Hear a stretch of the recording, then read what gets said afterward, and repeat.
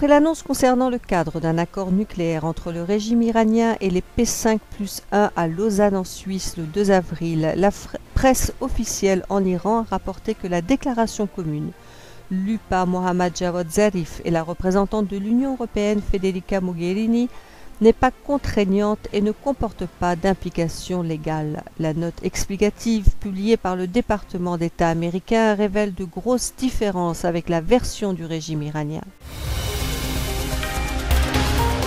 M. Safar Zokeli, réfugié iranien du camp Liberty près de l'aéroport de Bagdad, est retenu illégalement au commissariat de police d'Ameria de la capitale irakienne depuis 3 semaines sous prétexte d'un accident de la route des plus suspects.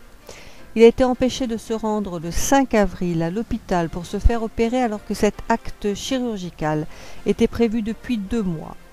M. Zokeli, qui n'a absolument aucun tort dans cet accident, comme en témoigne le constat de la police de la route, est dans la pratique retenu en otage à la demande du régime iranien par ses hommes de main au sein des forces irakiennes.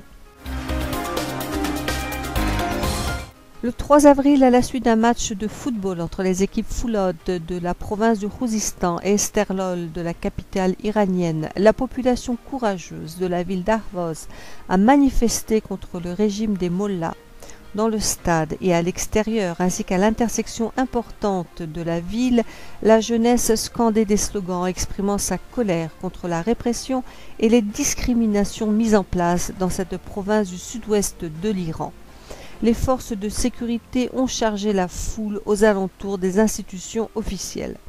La population du Khouzistan souffre de pauvreté, du chômage, de sous-alimentation et d'une terrible pollution, alors que cette province pétrolière est une des plus riches et des plus fertiles du pays.